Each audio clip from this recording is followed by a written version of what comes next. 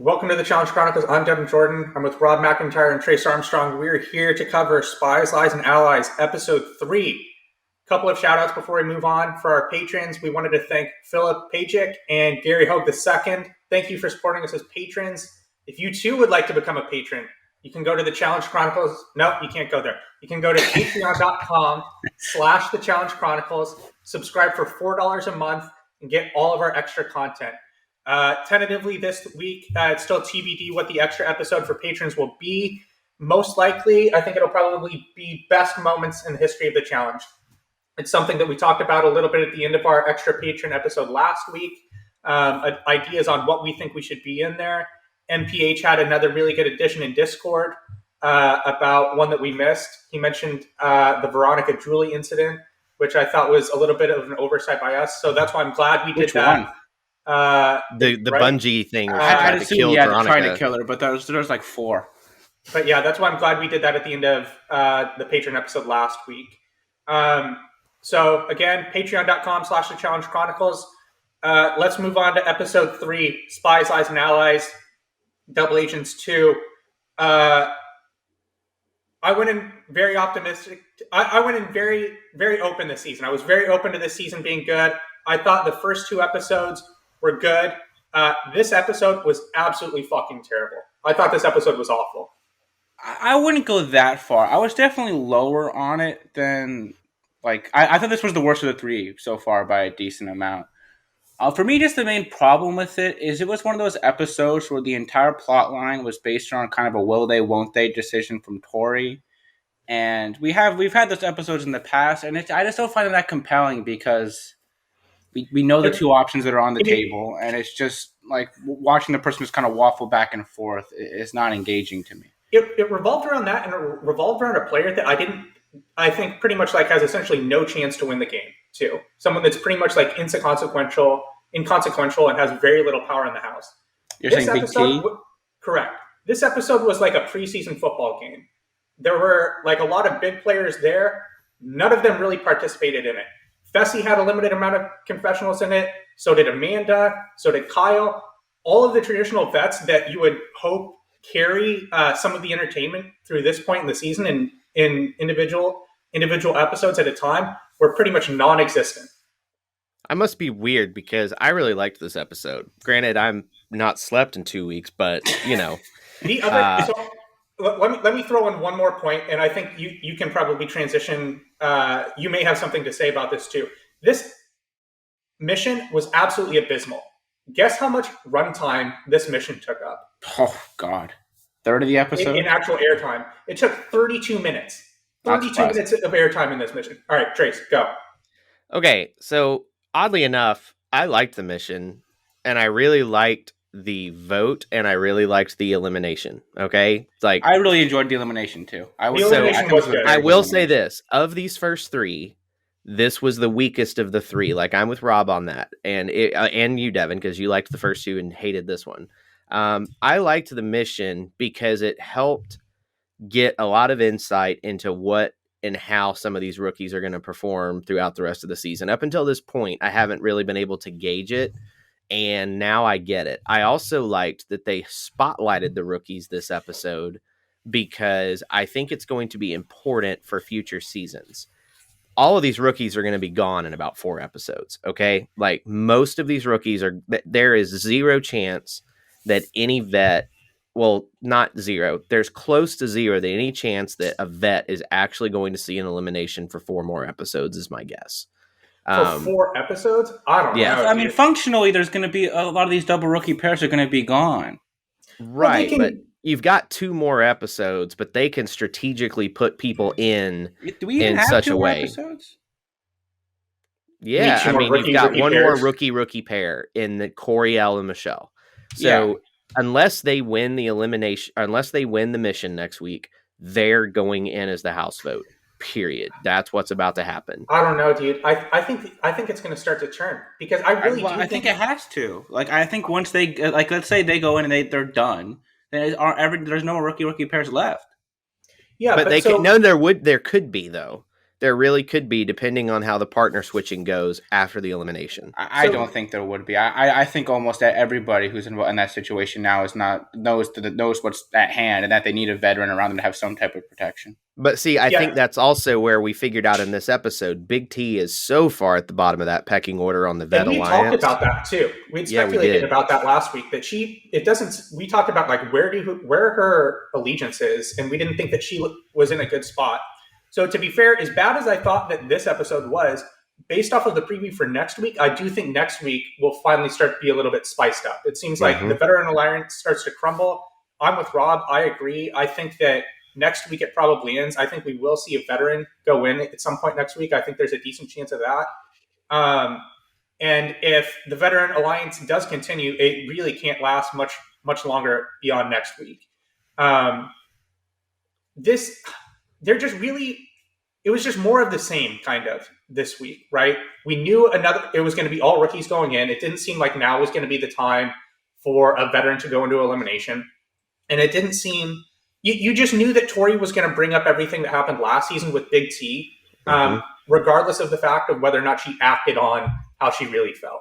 I mean, I do think there was some chance she would have put Big T in. Like, I think her gameplay first off this episode was very poor. I think to go up to Big T and even mention that there's a thought of putting her in when you're like not sure you're going to do it. I don't see why. Yeah. Why you doing that? That's just putting her radar up when it probably was already up about some of this stuff. But I don't see why you're spooking her. She didn't seem surprised. I mean, that was the thing. Big T knew. And there's also this thing where I'm also like, Tori, if you want to pull the trigger on Big T, is that going to end the vet alliance? No. You know why? I disagree. I think that's a terrible move. Yeah. I think that's because like once you like say, oh, but veteran alliance isn't over, but I have a good reason to put Tori in. There's 1,000 other people in the house who say, you know what, I have a good reason to put Tori in now. She was the first one to put a vet in. Like we're pushing her to the bottom. I didn't think about it that way. Fair point. You can't put the genie back in the bottle with that. The genie's out. It's over. Yeah, once Pandora's box has been opened, it's open, and there's nothing you can do. Somebody watch the trailer for next week. I've said this multiple times. Once, and I've gotten it from Survivor because this is very true in Survivor. Once you say someone's name, it just makes it so much easier to keep saying their name, and that's what's going on with Coriel, and he brought it up in this episode. Yeah. I think that they are definitely going in next week, and it'll be interesting to see who they go against. If I am the vets, you are hoping that Coriel and Michelle get voted in, and then follow that up with Big T and who's her partner now? It's Jeremiah. She's with Jeremiah right now. So like that is the matchup you want if you're a vet next week. I mean, I would think about putting Tori in if I was them at that point. Yeah, I mean, it'll be really interesting to see what happens with Michelle, because I think it was interesting that she pretty much wasn't an option for Tori to be thrown in this week, right? No, she mentioned her. She mentioned Michelle, Berna, and Big T. She wasn't obviously in as much of the spotlight as the other ones. When did she mention her? Because Tasha said that she wanted Michelle, but I don't know if we ever heard. When she was talking to Devin, she mentioned Michelle. I think that Tori was trying not to make further enemies out of Corey and Michelle until she had to. She played sloppy this week. I mean, like really, really sloppy. So, the Big T conversation. All right, cool. I agree with you guys a little bit more now on that. But going up to Tasha and saying like, hey, who do you want? I'm going to try. She didn't really try. Like, come on. Well, it's also like, I mean, Tori has probably a much better understanding of like who's good and who's bad in the house than Tasha does. Because, I mean, she just knows these people. She's been around them a while. If you really want Tasha to stay, you probably have a better idea of who Tasha can beat than she does, just because you know a lot of these people. And you have a scouting on terms of what these eliminations could be and how they might play out. So going up and asking Tasha, like, oh, who do you think you could beat? You know who you think like she could beat in the house. Like, she's not going to have a better idea of that than you. And unless if you're like committed to like, okay, whatever she says, we'll just give it to her and then we'll go from there. Because I do think if you go that way, it would give you some cover with that person. Like, hey, they wanted you. That's why I put you in. But to do it like the way she did is just super sloppy. It's super sloppy. It burns her. She clearly had some friends in the house who, now that she put Tori on blast, aren't going to be happy with her. So I thought that was very poor gameplay. She pretty much just made enemies for herself when she didn't have to do it, right? A lot of the things that she didn't have to do this episode. And the one thing, so I'll bring this up, on the Aftermath, Tasha was on the Aftermath as well as a couple other people. Tori wasn't there, and I wish they would have had her on to have her kind of there to defend herself. But apparently from the first, on like the opening mission from this season, Tasha said that Tori told her that it was kind of hard to grasp exactly what Tori was trying to do, but that she basically was trying to get Tasha to think that she was on the same team as Tori was to help her and Kells like break their cinder block. So she was like, no, the way the game works is you're paired with me and Kells now, and we all have to work together to break this cinder block, and like give Tasha the hammer and have her start wailing away at the cinder block. Tasha didn't fall for it. But like, I think your upside, and I would want to hear what her side of it is, but I think your upside of that move is so limited. Like, winning the missions here, like, it buys you safety for a week, but it really doesn't, like, it doesn't matter that much. And it's not like getting second gets you anything either. Especially at this point in the game. Yeah, and then when you have somebody who's an international rookie, who their experience from the show, you're not sure what it may or may not be, like, these people don't want to look dumb on TV. Like, when you're trying to pull one over on them like that, you're so liable to just, like, not even game offending them, personally offending them and causing a big rift. So we're in agreement that her gameplay this week was poor. It was very poor. How much do we think what she did in this episode, her actions, will actually affect her moving forward? I'd be skeptical of it just because, like, I'm sure next week somebody else will do something and they'll be the first name. They'll be the first name on the block. You know, like I don't think that it'll carry that much going forward. And it's not, and like the people she burned was Tasha and her group, which, although they seem to be in this smarter contingent of rookies, probably aren't going to have that much power going forward, unfortunately. And Big T, who I don't think has pretty much like any sway in the house at this point. No, she just doesn't. Pretty much Fessy's only moment this episode was at the top of the episode when Big T went to him and confronted him and asked if he was the one that was responsible for the way that the votes went last week. Yeah. And it was pretty much Big T trying to figure out why Fessy did not include her in the plan. And Fessy kind of danced around the situation until he admitted that he wasn't sure where Big T's alliances were. And then we got a confessional from Corey where he pretty much stated the same sentiment. So it really does seem what we were thinking in the recap of episode 2 last week is exactly what the vets were thinking too. Like, where does Big T's alliances lie? We heard Corey say that she hangs around with the rookies a lot. And she really was pretty quiet this episode until the end of nomination, right? When Josh was like, Big T, like, you got to say something here. Because it seemed like there was a realistic chance that I don't think she would have been voted in. Not voted in. I mean, thrown in. But I mean, I think she kind of had the right idea, though. Who did? Big T. Just stay quiet. Let somebody else do it. I don't know, because you need an opportunity to talk to everyone in the house, right? Just say something. Because even though she's not going to get voted in this week, you know what I mean? It's going to get to the point where like there's like less and less people in front of you in line.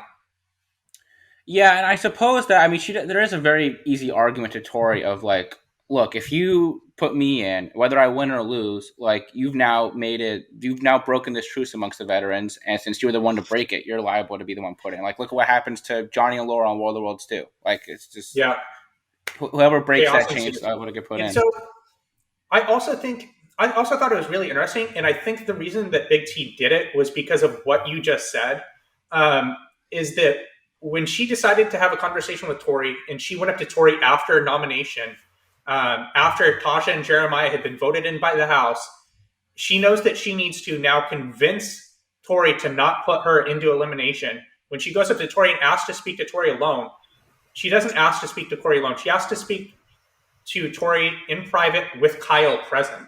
Yeah, I thought having Kyle, that was a very good move by her. Correct. Yeah, because I feel like he's kind of the bridge between them. It seems like Kyle has like a decent relationship with pretty much everyone in the house, just because he's, like we've talked about, he's done this for 7 seasons at this point. I think he has the ability to at least have a working relationship with people. Yeah, right? I don't know about like a good relationship, but something that like he would be able to act on. I think out of the veterans, you'd have to say that Kyle's probably Big T's closest ally. I don't even know if Tori really knows that. So to have him there as kind of like the third party to confirm what Big T is saying, I thought was a very good move. Yeah. So yeah, so I think one thing too, like if you're Tori, you have to be conscious. Like you just have to be careful when you're playing with people who don't want to. Like clearly, a lot of these international players really value the opportunity to be on American television and to have a bigger audience like that. So you just have to be careful in the way you like. You don't think they don't want to look dumb. Like you have to be careful with that. So the Rookie Alliance. The non-existent Rookie Alliance. What Rookie Alliance? There is not one. Any prayer of it is completely dead. They are now in the minority, 14-13. I will say this though, they still would have a chance if Big T swung to the other side. And they it's 14-12. I think like a CT or somebody who's not probably inside the pecking order, they could probably tuck a few people over. You would think. But that's the thing. The people at the bottom of the Veteran Alliance need to wake up, smell the roses, and realize that they need to team up with some of these rookies before their chances are completely gone. Because if someone's at the bottom, who's at the bottom? Let's talk about this now. I think we mentioned this a little bit last week. We know Big T's at the bottom for the veterans. Who else? Someone's got to be there. CT's got to be have a target. I just don't see how he can't. Yeah, I agree with that. I mean, maybe CT has another handshake with people and we're not seeing because he's getting like 0 screen time. Like he's getting some he really hasn't done much reaction shots and he's had like 1 or 2 confessionals, but like he's been very invisible so far this season. I don't think that's going to remain that way. You don't pay CT's appearance fee and not put him on television more. So at some point we'll get more CT, but right now probably not up to much right now. That's what I think. I'm with you. I just don't know that he's riding the CT wave. He's playing his game where he just tries to hover under the radar and not make any decisions or piss anyone off so that people don't look at him. I still think Fessy and Casey could be in trouble too. I'll believe it when I see it. I would say that definitely Big T's at the bottom. I would then put CT and then the next person up Amber B. Amber B. Oh, Amber B. I forgot about her. Yeah, you're right. I think she might even be below Big T because the thing is just right now she has Josh as a partner. Maybe she just gets picked by the. And you're still not going to have to. You're still not going to have to vote vets in pick them out of a pair to put them in yet. You'll just have to vote in a pair that has a vet on. Here's where things are going to get really dicey for the vets and this truce that they have. And I didn't think about this before I made the 4-episode mark. I'm just going to blame it on no sleep. So we're just going to go with that excuse. It's going to be interesting, the pecking order as vet pairs become more prevalent. You know what I'm saying? True, because that's going to really rock the boat. Yeah, so thinking about it now, right? Like Michelle and Coriel would be the obvious choice for next week to continue theoretically they could put all rookie pairs in next week again if they wanted to, right? Mm-hmm. The week after that, they would be able to, just because of the way that everything's set up to this point, they would be able to put Big T and Jeremiah in, and I don't think that would be no one's gonna cry about that. Yeah, the only people who would might be like Kyle or C2, who I don't know how much equity they have with the real nucleus in that line. Yeah, CT at this point. Big T has no political influence here, so if someone's got to go, if you're CT and someone who's partially working with her, and so after that, that's really when it gets interesting. I feel like so we pretty much have 2 more weeks where it can be pretty much boilerplate, signed, sealed, and delivered. Like wake me up when it's 3 weeks from now. At that point, that's when it gets pretty interesting. And it'll be really interesting once the partners have shaken up a little bit to that point. Mm-hmm. I really think the people who are more athletic threats, like Fessy and Casey, I just think that's what could be the determining factor here. Like, do you think Amanda and Ashley want to run a final against Casey? Would you rather run a final against Casey or Nani? Yeah, I agree with you there for sure. And if I'm Amanda and Ashley, I don't. So I can't see them being okay playing for second place like that. I don't even mean it that way. That they couldn't if Casey gets the wrong partner in a final, beat her. But they have enough of an instinct where they're going to put them on the bottom. let's break down these numbers. So I think that's really what it comes down to who's in the Big Brother alliance and who's in the like Amanda, Ashley, Nelson, and Corey alliance, right? So like, do we really think that other alliance has more numbers than the Big Brother alliance? Yeah, also includes 100%. Devin and also includes Nani. Devin's voting with Nelson over them. Yeah, 100%. I bet you Devin. I don't know. I think Devin is with Josh for sure. With Nelson, dude. They were on the same Are You the One season together. That doesn't make it. No, Rob. No. He is 100% Big Brother alliance. Why? Yes, that's all we've seen this season. That's all they've shown. We just saw him talking with Tori and Denise at this episode, and we also from his perspective, Josh is one thing. I'm sure he would much rather go to the end with Nelson and Amanda than Casey and Fessy. I don't think on camera in a confessional, he said he was 100% working with the Big Brother alliance, working with and being committed to them over people he's known for years now. No, let's bet right now. Let's bet. How are we going to bet on this? Who does Devin vote against the Big Brother alliance first, or the other alliance? Does he vote against the whatever you want to call the other alliance? Nelson, Amanda. I would never have to put Ashley in there, but those two specifically. He picks Nelson over Fessy. That's what I would say for sure. I don't think so. I think he may pick Nelson over Fessy. I don't. Well, no, because that's still part of the. Josh would be livid if that happened. I don't think it's going to happen. Josh can be livid then. Josh gets livid quite frequently. I don't get why you think he has such this great relationship with Nelson. Because they all talked about it, and they were on an Are You the One season together, and they lived together.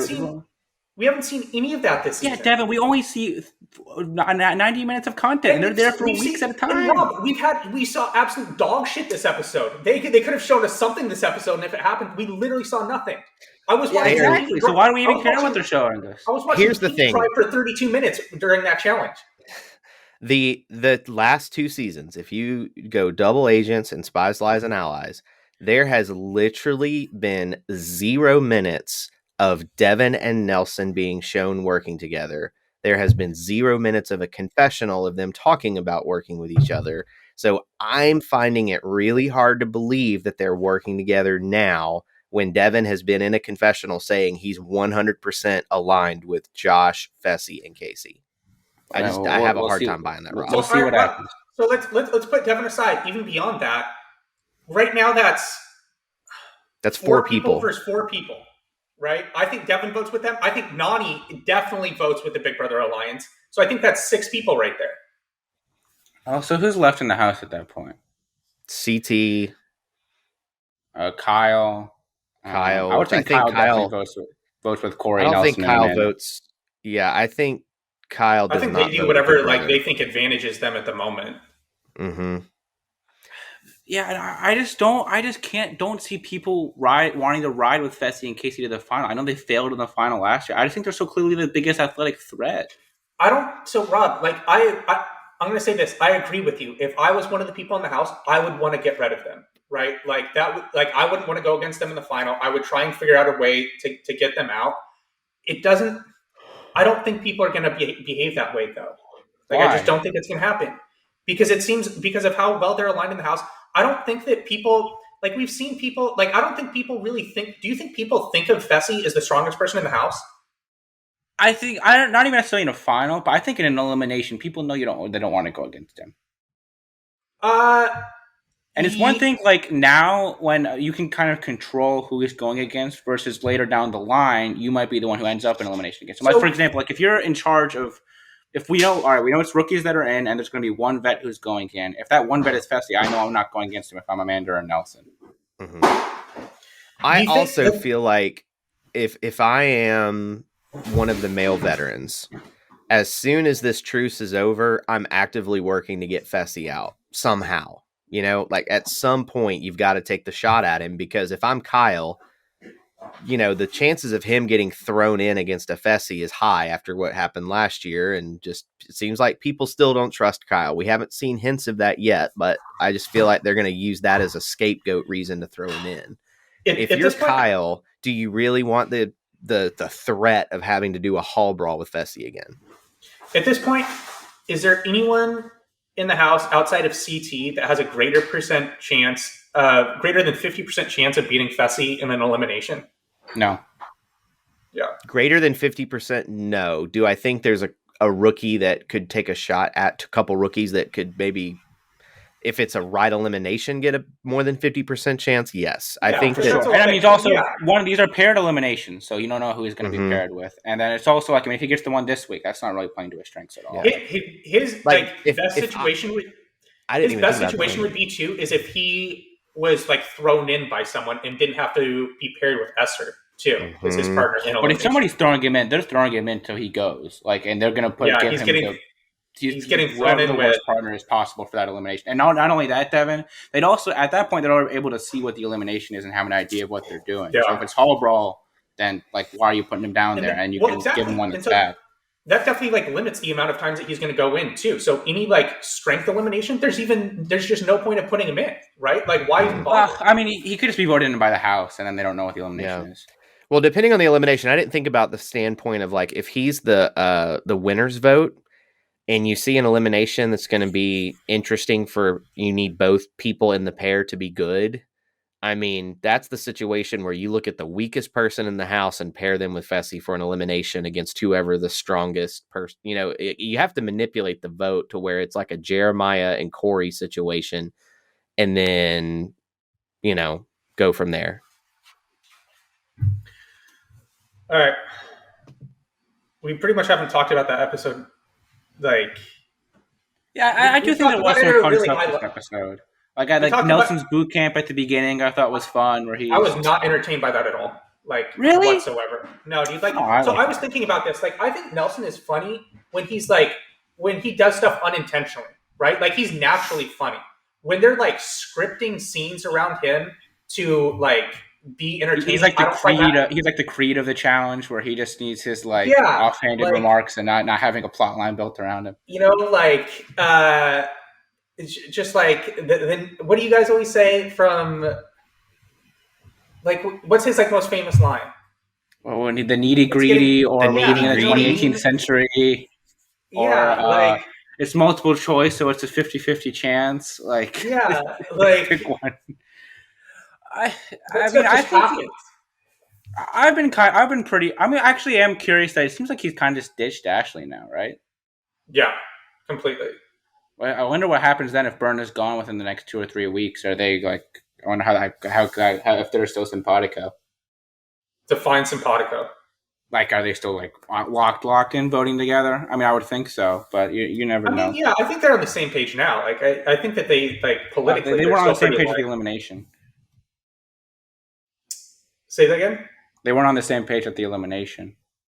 For who they wanted to go home, yeah. But like, I mean, as far as the people that were in there, like I'm sure Nelson didn't want Berna to be in there, but like, I mean, at the end of the day, it really isn't like a huge hit to his game. No, not at all. I did also really enjoy in the beginning of the episode when Coriel and Gabo are talking, and it seems like Coriel is that was a very good scene. Yeah, well, it seems like Coriel like actually knows kind of like what's going on. He's like trying to tell Gabo like, hey, you can be voted in, right, just by the winners. Like Nani doesn't have to be involved in that. They can just pick you out and put you in. He's like, oh, I won't be voted in. I have Nani as a partner. You thought that conversation came off that way? I didn't think that came off that way at all. Trace, that's kind of what I drew from it. That he's saying like, oh, I'll never be voted in. I have Nani as a partner. It's like, dude, they can just pick anybody they want. No, he thought that he was just safe based off of like the House vote. Like, I think they were just talking about that. Like, I don't think he was really... He said doesn't think he's going to go into elimination anytime soon because he has Nani as a partner. I don't know. Which I think is very false. What did you think? Did we lose Trace? Yeah, he says possibly. We need to pause. We need to stop and refresh.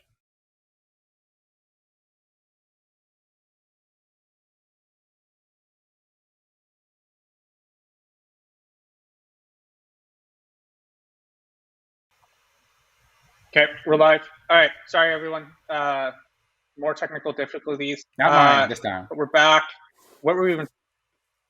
We were talking about Coriel and Gabo. Yeah, I mean, I thought that was a good conversation. I thought that was interesting. Coriel brought up what I brought up earlier in the show about how because his name was said and because it's kind of like he was put out there as an option to be thrown into elimination, he thinks that he's in jeopardy to be put in pretty much every time. And that's what we saw this episode. And I mean, strategically, I think that only makes sense from the people in the house too, right? There's no reason to make more enemies than you have to, unlike what Tori thinks apparently from this episode. But I agree. I think she.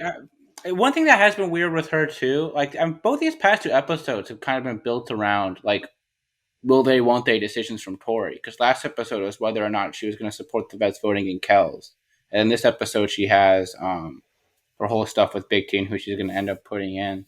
So it's been notable that they've been really spotlighting her political / social game. Yeah. All right, let's talk about we have to talk about the mission, and we have to talk about the elimination. Trace, what did you want to say? Did you have something that you wanted to say before we move on to either one of those? So when we were talking about alliances a few minutes ago, it almost feels like there's 3 vet alliances. You've got the Big Brother people, you've got the Nelson and Corey alliance, and then you've got like Anissa, Tori, and some of the other people floating in the middle. I think Tori's way further down that totem pole than we think she is. You know, I feel like I don't think she's very high up, to be honest. She's low on that totem pole. I agree. That's it. I think she could use a veteran partner right now. She needs like not CT. She needs Fessy, or she needs someone in that. She needs to get like paired up with, I don't know, Devin or Nelson or something. Yeah, pick a side. It seems like Devin's aligned pretty well, right? Because Devin is, I think, in a very good spot. When we saw Tori go over her thought process initially with Anissa about what she should do and about how the vote should go, Devin was the third person involved in that conversation. And so this really does bring to light that a lot of the animosity from last season between the two of them that was stated as much between the two or by both of them was pretty much for show. 1,000%. And I think we knew that at the time. We did, but this really just emphasizes it even more. I think this also just emphasizes that it was for show, and they're not carrying that show over to this season. They have other ways to get on TV now, so they'll be doing other stuff. All right, let's talk about the mission. This pretty much violates every tenet that we have set up for a good mission. Trace, no explosions, at least. What did you find redeeming about this? I mean, it was difficult, and it was interesting to watch, and just like what it actually was. I mean, I think there was a really easy way around most of the issues. Just have more teams go at once, and like maybe there was a health hazard where you couldn't do that. It probably was that cave. You had too many. It'd be chaos. Yeah, it'd be chaos. Have them all jump in the water. I mean, Tommy already got into. We haven't even talked about that. Yeah, I wanted to talk about that. Point where he had to leave, but. Yeah. What I liked about Michelle had her face bleeding out the whole thing. Yeah, what I liked about it is you actually saw what rookies could dig down and work hard. And Michelle, you know what? I was wrong. I did not think that physically she was going to be a huge competitor, because on Survivor she has never been like a great challenge, person. And she was always just okay. She was okay, but she was political. Trace, I think she has some kind of record for elimination or for immunity wins, doesn't she? I'm going to look it up while you keep talking. But go ahead. All right, look it up, because I have a hard time believing that she has a great immunity record on Survivor. Granted, I did not see this. Wrong. I just didn't see her season prior to season 40, so I just don't know. But where I was going with that is like she really dug deep in that swim challenge and got. Her nose is bleeding. She was a better swimmer than Corey in that, which was interesting.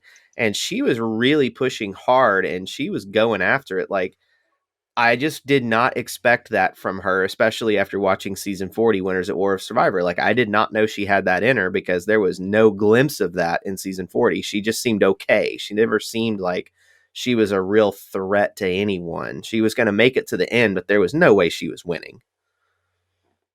I mean, I have also been impressed by her. I really liked Michelle on TV. I didn't think she had the overall athletic profile that you'd really look for in a challenge competitor, but I do think she has impressed me so far. I thought like her upside would kind of be Amanda, maybe like someone kind of like an Amanda type competitor, and I think she's actually shown she has maybe a bit more physical capability than even that. Yep. I can't find it. And I don't know. Like, I don't think she's definitely not number one. Like, I just remember that she had like more than you would think. Okay. She had a lot at the end of Cal Wrong. And I definitely wasn't high on her coming out of Survivor. But I have found myself rooting for her this season and wanting her to do well. I definitely think she adds a lot to the show. I agree. I think she's doing a good job. Yeah, and I mean, like you said, who would have thought that Michelle and Corey L would have finished second in this mission and lost by 1 second? Less. And that transitions us into less than 1 second. And that transitions us into what I want to talk about next, Ed's performance. Who would have thought that Ed would have been this good of a competitor at this point in the season, right? Tori pretty much say that he was the reason that they won this mission? Mm-hmm. Yep. Well, I mean, I really enjoy all three people you just mentioned. I do think we have to be conscious, though, that a lot of these vets probably aren't trying that hard in these missions. Like, Kyle's not even jumping as the horn goes off. And really, it's just the rookies who are at risk here. So they're going to be the ones who are going balls to the wall, where the vets, like, I mean, outside of Big T and maybe CT, do they care if they win the mission or not? Like, yeah, CT doesn't want to be in the position to have to pick people to go in right now. Like, his game is to stay as under the radar as possible. So he is not going to try to win anything right now. He's going to try to perform well. Yeah, so but I'm not trying to diminish them. Well. I think they deserve a lot of credit for. Yeah, I do think they deserve a lot of credit for what they did. I just don't know how many people of the vets were really giving 100%. No, so I'm looking at her seasons from Co-Wrong and Winners at War. She won like 2 each season, so she definitely doesn't have any type of record. Yeah, like, I mean, I think CT actively does not want to win here, right? Mm-hmm. Like, he won, like, as little attention as he can get, the better. And he pretty much had like minimal exposure this episode up until I don't know when, like the elimination. Like, well, he had a different kind of exposure this episode. He popped up at some point with a confessional. His first confessional happened pretty late, I think. It was towards the elimination. When his shorts fell off in the mission. That's Tommy. Who? Tommy's? No, CT's. No, Tommy's the one whose pants fell off, and then CT turned around and mooned everybody while they were making fun of Tommy. Well, his were being awful. Naked. He was on the little boat, and they were just talking about it. Okay. Oh. Yeah. So this mission, I don't know. Like, it's just this. Like, it's the same thing. They're just having small groups go over and over. It's like kind of like tough to tell, like you can't really tell who's doing well and who's doing bad because they're just going against one other group. Yeah, and they probably you'd have to think they probably reorder how they air these missions just because like they want to show us the pairs the ones that are significant, and then they'll speed through the ones that aren't. Yeah, like they wouldn't want to speed through the Michelle, Corey, Tori, Ed round since Michelle did really well. And you know what Tori won. The more that I've thought about this as we're sitting here talking, the last 2 weeks needed to be 90-minute episodes. They had enough content to fill it. This week was an hour episode. Like, totally. They stretched out. Like, totally. If this was an hour episode, Nelson's boot camp's not there, and this mission is chopped in half, and there's your runtime to get this under 60 minutes. Like, that's where that came from. You could have easily made this, because they even kind of stretched the elimination. And let's start talking about the elimination now. I thought the elimination was very good, but they stretched that too. Guess how much in airtime the elimination was? It was like 18 minutes, right? 20. No, in airtime it was 30 minutes. So the mission started when there was the episode was an hour in. It was so very long. There was still 30 minutes left in the episode when they got to the elimination ring.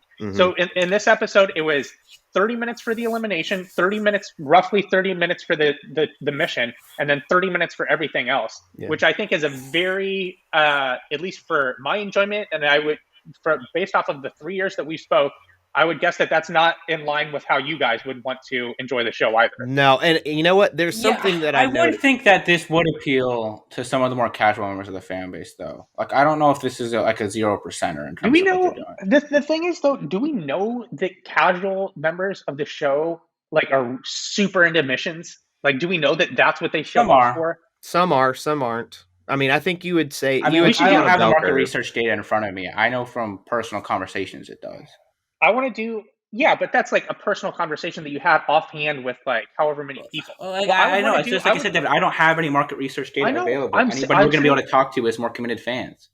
Yeah, but anything anecdotal is fucking bullshit. Like, I don't want any like anecdotal things. Well, but like, then why are we even talking about it then? Like, all we're doing is talking. Like, there's no. I understand where you're coming from. And what I'm gonna say, Rob, is that I really would like want to do a survey on this and like figure out like how? if you did a survey that's what is the number one reason why you watch this show, and then like break it out into the fundamental parts, and then like somehow like survey the audience. Mm-hmm. I don't think it would be easy, but like I would be curious.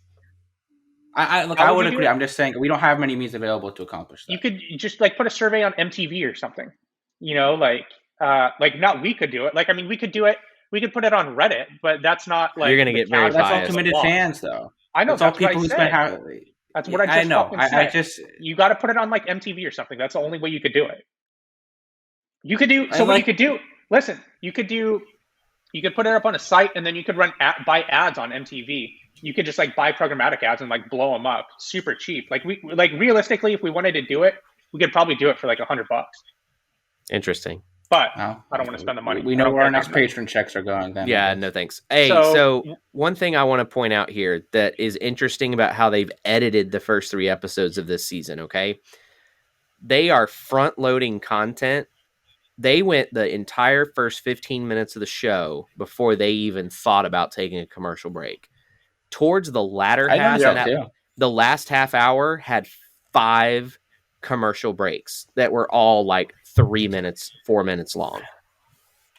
I feel like that's what they've done traditionally. Don't you think? It's worse than it ever has been. This one I noticed it being longer than normal. Because even during the mission, they only took, you had when the mission started was the first commercial break before they jumped off the cliff.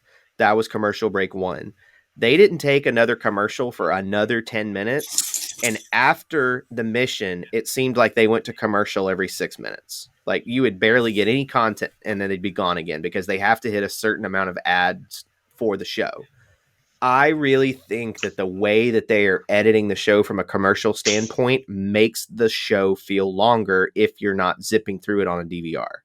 I think watching this show live as it airs, you're going to lose people as the episode goes because of how many ad breaks they're getting. And I think that's part of, there's a couple things, but I've been watching the ratings trend down and everybody's like, oh, it's the summer. Oh, it's this. Oh, the world's opening up. Well, guess what? During Double Agents, the world was open most everywhere still. We were all wearing masks everywhere and not much really changed in a lot of those places. But like people were out a few months ago during Double Agents. However, the way that they're structuring these episodes, I really think that they're having trouble building a compelling story for the episode in that first 15 minutes, and people are just turning it off. Isn't it airing at the same time slot as Big Brother right now? I don't think Big Brother is taking much away from this. I think it's just general. Significantly. I would think that there's how much. I don't feel the same buzz around this season that I did Double Agents before it aired. How many more episodes are there in Big Brother? I mean, we're going to be able to find out real quick. I don't think Big Brother has that much time left, do they? They might be wrapping up soon, but then Survivor starts right after that. Yeah, so I mean, at this point, they're screwed then. You know what I mean? They're all owned by the same company. What are they doing? Like, when are they going to be able to not run them at the same time, though? Survivor runs. Well, but I mean, it's the same exact time slot? You might be able to run them like different days, yeah. Why does the challenge have to be on Wednesday at 8 p.m.? Why can't it be Tuesday at 8 p.m.? What else are they going to show? Fucking ridiculous. It was put on Tuesday or Thursday at 8 p.m. Or I don't know why they choose the time slot they do. Back in the day, they have to have somebody in the room because the thought in my head is like, okay, somebody was like, oh, the best time to but based on the numbers we've run, the best time to run a reality competition series is that Wednesday at 8. And they're like, okay, let's put all of them on Wednesday at 8. What you have to remember is that like the people who decide that for each of these companies like probably aren't really working together. They're not talking. Apparently, they're not talking with each other at all because then this wouldn't be happening. Yeah, but that's crazy. But the other thing you have to also take into account is what are the DVR numbers? What percentage are watching like either of these shows like completely live? You know what I mean? It's got to be super low. I don't think it's that low. If you're like starting the episode like right when it starts and like watching all the commercials, like oh my god, like no, like That's a painful existence. Devin, I think you're speaking from a vacuum of your own existence. There's plenty of people who still watch it live. There are. Why? Why would you do that? Because they want to participate in the discussion around it. Wait 45 minutes, like what we do. Like wait 30 minutes. Wait 30 minutes, and then you just can just like zip through it. Devin, like I know, so I throughout both like high school, college, after that, whatever. I know a lot of groups of people who would like watch The Bachelor, for example, and every single group, and just with multiple groups of people, was always insistent. I was always insistent on watching it live at the time so they could participate in the discussion around it. And that's something that's been emblematic also through looking at the media, like just how the live talk tweeting about and stuff like that. Yeah, and then for shows to have a community like that, I think that is an important factor. So I think we do a lot. And here's the thing: there are close to 1 million people watching the show live. That's what the ratings bear out. Is there's like 1 million people watching live. You throw in DVR numbers, that number probably triples. So you're probably talking about 4 million people watching the show just through DVR and watching it live. That doesn't include MTV.com. That does not include on-demand numbers, because I don't know about you guys, but on my Spectrum, the next day the show is there and the whole season stays up until about a month after the season's done. So I could literally sit and binge on demand the whole series at the end of this if I wanted to. So what have the ratings been for the newest Big Brother season? So like what's the newest season right now? Do you know? It's 23. All right. So keep talking. I'll look them up, because like I think what it comes down to is that I'm guessing still the Big Brother ratings and the amount of people that watch Big Brother is probably still way more than the challenge. Oh yeah, right. I would assume so. Yes. Yeah. Just based on the channels they are on. At the end of the day, they probably just don't even really care that much. They could even be aware of it. Keep going. Well, if I'm doesn't CBS, care, you think that they? No, CBS. I think CBS doesn't care. MTV might not care, but they should care, even though because they should. More people. Yeah. Because they are competing against their own property at that point. You've got people from Big Brother and Survivor on the show. So why the heck, during the Survivor and Big Brother time slot, are you not running ads for the challenge on Thursday at 8 p.m.? Like, take that 4 million audience and put ads in that show Tommy, show Michelle, show Josh, show Fessy, show Casey. Right afterwards. Yeah, why not? Have it go at 9 p.m. instead of 8 p.m. Why not? Yeah. Like, it's a very weird own goal from them. I mean, again, it's just with any of these things, you always have to be... Yeah. Maybe they're just privy to something we're not. And who knows? It seems like a very weird decision. From MTV's perspective, they might view that 8 p.m. on Wednesday is their prime slot for any of their programming. So if you consider 8 p.m. Wednesday to be the night that you can get the highest ratings, even with competition, then they're going to put it on at 8 p.m. Wednesday. So that's the thing that I have to keep in mind from the MTV production standpoint, but at the same time, I think they're cutting their nose to spite their face with that. Yeah. So the challenge is like 60% of what Big Brother has been this season, as far as viewers. Sure. Big Brother sits around like 1 million. And then, well, actually, no. I was looking at 18 to 49. They're like way more. So they're around 4 million every episode, and the challenge is around 600,000. 600,000. Not surprising. Yeah, last year they were getting close to 1 million. This year they are down, like way down. I really think that's a big factor, and this season of Big Brother, from what I've. But how many more viewers are they going to gain if it's not airing at the same time as Big Brother? I mean, look, I don't know. It's not, so I don't have any. We won't know because they're not really advertising it right. I mean, if I'm MTV and I want the challenge to have the highest rating possible in the live setting, why do you want it to have the highest rating possible in the live setting? You make more money from ads. You get more ad money the more people watch the show. So if I'm them, the best way to maximize is to put them on at 9 o'clock on Wednesday or 8 o'clock on Thursday. And during Survivor and Big Brother, you run 2 ads for the challenge and you spotlight in the ad those Big Brother and Survivor people, because you will get random viewers as well as the people that watch both shows watching them live back to back. I mean, I know that the two of you are going to disagree with me, but I think they blew their chance. They had a chance while these shows weren't on the air to really like build up the viewer base. I think they put out a bad product and I think it's catching up to them. That's my like personal belief on this. I think that the direction that they've taken the show in has just been very poor, and they really had an opportunity with Big Brother off the air, Survivor off the air for an entire year, to just really grow the fan base. And I don't think it's going to happen, or it hasn't happened. I mean, I don't necessarily disagree with a lot of that. No, I can't. I guess how much of it is on the product itself is a little bit different. I think a lot of it, the issues is some of it's marketing and see, that's my thing. Like, yeah, there could be issues with marketing, advertising, whatever. But I think I think the product, like in and of itself, can really use a lot of work. Mm-hmm. Yeah, and I think, and then we need to talk about the elimination. But the one thing about that I had not considered is maybe the ratings for Total Madness and Double Agents are just bad numbers because of the lack of competition. I mean, granted, Total Madness aired with Winners at War, but we were also all locked down during that. And so there were more eyeballs. It wasn't the entirety of the season either. Yeah, it was like there was still a decent amount of Total Madness that didn't happen with Winners at War. Like Winners at War was just at the beginning. Yeah, but at the same time, right, the rating could have been artificially high because America was locked down. Yeah. Then you circle around to Double Agents. There's no Big Brother, no Survivor, so more people watched it live than they would have. But now that Big Brother and Survivor are back, the ratings for the challenge are back to where they were for War of the Worlds 2. No, but I mean, are they? How much up were they for Total Madness versus War of the Worlds 2? They were up. They were almost at 1 million viewers every week. See, that's the thing.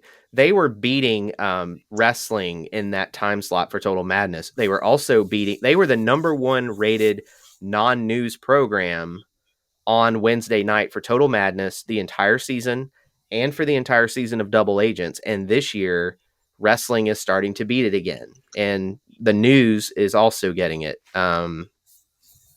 So that's kind of where I fall into, like, maybe those numbers were artificially high and we were taking for granted the fact that there was a ton of casual viewers that maybe DVR the show and don't watch it live normally, but because of the state of the world, they just watched it live. That could be why those numbers were inflated. So we have exactly 8 minutes to talk elimination about the elimination and power rankings. And do power rankings. So elimination, great elimination. I thought so. The correct way to do this, and they may have been doing this, and it just wasn't easy to tell, is to just line up all the poles on the ground first, from like shortest to like longest, and then just put them up, right? But it seemed like what the real issue that they had was once they had them in the correct place, attempting to climb on them and just falling off. Like, I mean, it felt like they showed Berna fall off a dozen times, and I don't even think that's an exaggeration. No, it seemed like they were very slippery. I also, like, the poles had a lot of give to them when they were standing on them. It didn't seem like they were very stable if you looked at it when either of them stood on top of them. So I think, they just kept falling. This literally, I was pretty engaged throughout this elimination, though. Like, I didn't think that. I know it was long, but I thought it was pretty engaging. Yeah, I enjoyed it a lot because it was dramatic. Like, Tasha was trying her heart out to win. Like, both of them were trying their hearts out to win, and that always makes for a compelling elimination, even if you don't necessarily, and I'm not saying I don't like these people, but if you don't like these people, you can't deny that they gave you a good show in this elimination. The other thing that I just immediately, the moment I saw the setup, I was like, oh, so we're going back to the Ruins episode 1 and just adding a greater degree of difficulty, because all they did to change this elimination was make the thing get wider as it went up. Like, on the Ruins, it was the same all the way up. It seemed like what they were walking on in the Ruins was also much more stable than these poles. This is like a really like standard. I feel like they've probably even done this more times since then, right? Like, or am I just not? I mean, they've done versions of it. Like, there's the one that Josh and Amanda do versus Cam and Kane on War of the Worlds 1, where they're like going up on their backs and doing it as a pair. So there's a lot that are pretty similar to it. That's what it's like, the same type of premise. Like, fundamentally, it's like the same type of thing. I think it's a good premise. I think it definitely like shows some physical ability. It's somewhat entertaining. From a viewer's perspective, you can tell who's winning, right? So you can kind of follow along. I think that's something that's very important. I think that's something that's very important, not only for eliminations, but also missions, for us to be able to tell like what's going on and who's in which place. Even if you don't reveal it to us who the winner is right away, that's fine. Just be able to allow us to have some sense of who's performing well and who's performing poorly. I agree. I think this one it shows a lot about composure too, like who's keeping calm during the elimination and keeping focus. So I thought it was good, even if it did run pretty long. Mm-hmm. I also thought it was interesting to see how much CT was supporting Berna. Yeah. I mean, he really doesn't want to. He probably really didn't want to get stuck with Tasha or Big T. So if I'm CT right now, I don't want Berna to go home for two reasons. One, she's a decent competitor, and she's also been in the circus. So when it comes to agility stuff and endurance, he knows she probably has it. So if they can make it to the final, she's a good partner. The other reason he wants Berna to stick around is Nelson and his alliance ain't voting her in. So you kind of have a link to that alliance unofficially, and you're not having to once again declare an allegiance one way or the other, because being connected to Berna, now your only threat to being thrown in is in the winner's vote. So in terms of the house vote, as long as he's still with Berna and the Nelson alliance stays solid, he's not going anywhere. Yeah, that's a good point too. Because I would have a hard time seeing being picked as a winner's vote. I would still think that's going to be rookies for some time. Mm-hmm. All right, let's do power rankings. Who wants to go first? I'll go first. I guess I can go first. Go ahead, Rob. Go ahead. Go. Okay. So for the woman, I'll move Tori off the top spot for now. I don't think this episode's a nail in her coffin. I don't think this is a nail in her coffin necessarily, but it definitely was not great for her. So I'll go Amanda 1, Nani 2, Tori 3. Still, I'll keep her in the top 3, but definitely move her down. Amanda, Nani, who's your Tori? Okay. And then who do you have? The men, I'll go Nelson 1. I'll go Devin 2, Corey 3. I think Devin is a good choice. Someone else who we haven't talked about is being a potential contender to win this season, but I will give credit to someone that mentioned it in Discord. I don't even know if he mentioned him as a threat to win the season, but I think he mentioned him as a threat to win a season at some point. It was No Quitters staff. I can't remember what his username in Discord is, but he mentioned Josh as someone that could potentially win a season at some point. Honestly, like, he's playing very well this season. He could fall like backwards into a final, and like I think like he's like okay enough to like where he like could be able to luck into one at some point. Like I don't think that's the most outrageous thing. I don't think that's the most outrageous coming from you, Rob, who thinks Anissa has a chance to win one at some point, or who there's like I never said that. I think that there's not a non. He said you can't give her a 0%. I think Josh has the worst odds of any veteran male. Like I think Anissa has the worst odds of any veteran female. He's so tied with the Big Brother alliance. Like he's always a part of like such a really strong alliance coming into the season. Now we're not in double agents or total madness where you have to go and do an elimination and win to make it to the final. He doesn't have to worry about that anymore. He doesn't have to worry about someone trying to steal his skull. He can just coast to the final if he needs to, and then like who knows what happens if he gets a good partner. Yeah, and CT still calls him the goof. I don't see him have better odds than any veteran male right now. All right, we don't have time to debate that. What's your overall? I'll go Nelson 1, Amanda 2, Nani 3. Okay, Nelson, Amanda, Nani, Chase, go. Okay, men, I'm going to go Nelson, CT, Devin. I'm changing it up. I feel like the way I just can't imagine why they're doing Nelson's boot. They're finding ways to shoehorn Nelson into these episodes that are meaningless. So I'm like, are they trying to make Nelson more likable so that when he wins, people like it? Or is this just they need content and they think it's entertaining? But anyway. I mean, I thought the way that... So are you saying that with the boot camp or everything with Berna? Because everything with Berna, I thought it made sense why it was in there. No, that makes sense. But they're focusing a lot on Nelson and they're finding ways to get him more visibility. So it's like I'm starting to realize like either he's going to have a big part in the end of this season or he wins it right now. So I would say Okay. Nelson, Devin, CT. And then on the women's side, I would go. Wait, Nelson Devin CT or Nelson CT? Oh, Devin? Nelson CT Devin. Okay, cool. And then on the female side, I like Amanda, Nani, and Tori, even though she's, like Rob said, her nail's not in the coffin, but her stock is dropping every week because she's playing sloppy, at least politically sloppy.